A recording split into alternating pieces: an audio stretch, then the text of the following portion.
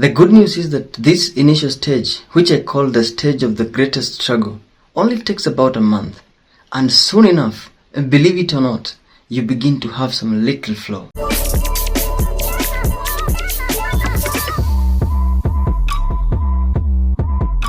Hi everyone. I decided to take one of my parental responsibilities more seriously. And within a period of just 3 months, from January 2024 to March 2024, I was able to move from this. Gigi, nikioleka. To this. Gigi, nikioleka. To show how much my son was able to grasp the language, I shall attach some videos of him on phone call with 1 or 2 people at the end of this video.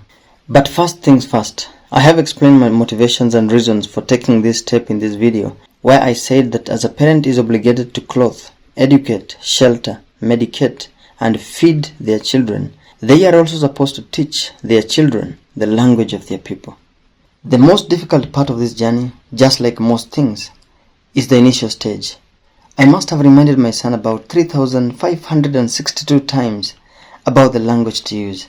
At this stage, the child knows very little or nothing in their mother tongue, and yet you want to have a conversation with them. The flow of communication is completely hindered as you try to install a new software or application into the child's or person's head. There is a lot of back and forth, and something that you should have communicated in 10 seconds ends up taking more than a minute as you try to interpret some of the words into the language that the child already knows. Hiyo ni nini? Hiyo inamaanisha aje? Are the most common questions. And now that you have restricted the language of communication in your house to only the mother tongue, then most of the conversations will always begin like this.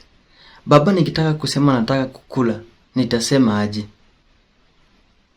And you tell the child, and they put that in the bank. The good news is that this initial stage, which I call the stage of the greatest struggle, only takes about a month.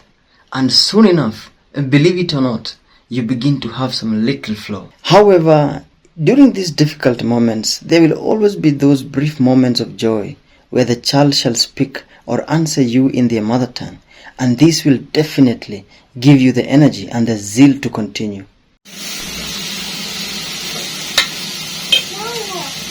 Asha. Koroga pio. Nikioleka. Koruganya ni. I equate such moments to refueling a car for the long journey ahead.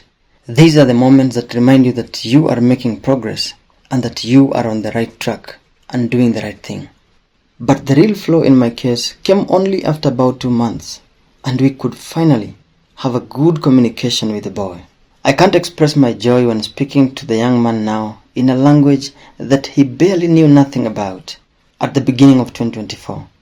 I have told parents in the past that your child will blame you for not passing on the language to them when they grow up and feel left out in conversations, riddles, proverbs, and even songs of their community. I didn't want to be blamed, and that is why I put in a lot of effort to ensure that the young man could speak the language of his people. My next project now is my 2.5-year-old daughter. She has no otherwise but to learn the language. Children are extremely smart in absorbing a new language, and a few months from now, I shall come back here with another success story. Although I was successful, the best strategy is to begin early and make mother tongue their first language, since they will definitely know how to speak the major environmental languages, in our case, Kiswahili and English. In conclusion, the key takeaways in this video are these. Number 1. Be ready to really struggle in the first month or so. Number 2. Even as you struggle, there will always be those bright surprise moments from your child. And number 3. What a tremendous joy when you finally have a conversation with your child in the language of his people or her people. My biggest challenge right now is what the Kiswahili people talk about ngeli.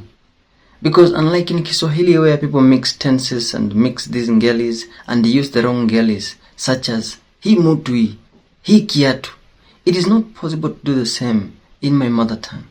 I cannot, for instance, say modu eno, kiratu eno, I must use the right Ngeli.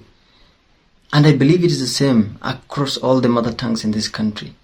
However, this is a challenge that I am willing to take head on.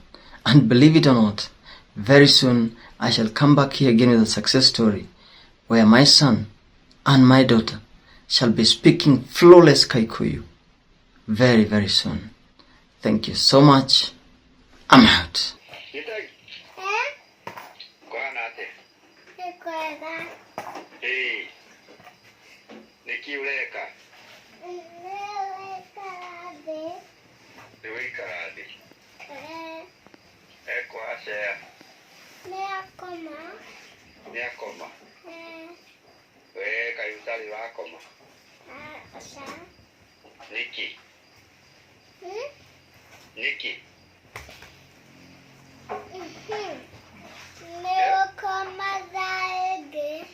Niukomada iki. Oh, mamu yako. Haha. Niki aleka. Alekera earrings. Ate alekera ki? Earrings. Earrings yetagwa tena Gikuyu. Midida. Midi. Ah, good. Yetagwa midida. Hola. Nikwega, hola. Nekwega. Nikwega. Nikwega. Nekwega. Oh, mwana kari unao. Riki. Oh, hauja kana nyumba. Haja. Oh, hauja. Nwana nyirage koiro. Nekego wanyereka. Ala karahahaze. Agaikaradi.